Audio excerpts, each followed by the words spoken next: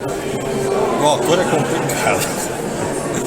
O autor é complicado porque é amigo e é o amigo que faz a ponte entre amigos.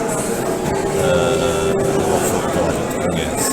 A obra, nós tínhamos feito, eu e o Nobre, para um grupo restrito, uma primeira edição de texto. Correu muito bem. Tem um circuito fechado, oferta, correu muito bem. E decidi, agora sim, profissionalmente, desafiá-lo a passar a livro aqueles poemas que ele, com tanto gosto, com tanto empenho, vai fazendo sempre permanentemente. Ele tem muito. Isto foi uma seleção, feita pelo Tiago Pereira, uma seleção de alguns poemas, a ilustração do Marcelo Pedro, que depois vai estar aqui connosco. O conjunto é muito interessante, a leitura. Eu não sou, digamos, isento, tenho interesses, quer porque sou amigo do autor, quer porque edito a obra. Mas é uma obra muito interessante.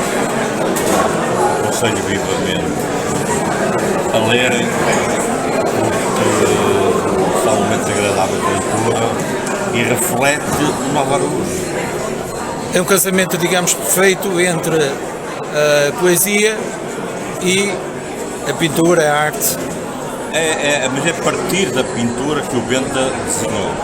Atenção, aqui há uma inversão. O Benta pega nos poemas e desenvolve ilustrações. Bom, interessante. Também tivemos que escolher, porque ele pode começar a desenhar, como vamos ver hoje, também vai desenhar. Um desafio ao vivo, não é a primeira vez, vocês sabem disso.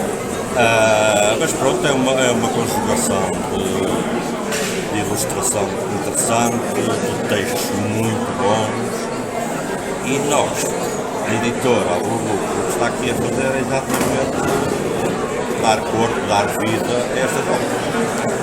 São estes poemas do Nova Araújo, são poemas que ele foi compilando ao longo de um certo tempo. O Nova tem uma base de dados muito interessante. Nós tivemos que selecionar. É impossível fazer um livro com 300 poemas. É ingerível, ninguém lê. Tivemos que fazer uma seleção. Quer dizer que há mais. Se isto correr bem, daqui a uns tempos nós estaremos, se calhar, com outro livro de Nova Araújo. O que se pretende é exatamente isso. Estamos a olhar para a casa cheia, o que quer dizer que é a aposta ganha, de certeza. As pessoas vão gostar de ver, vão gostar de ler, e o Nova vai ficar satisfeito, porque ele merece. Obrigado.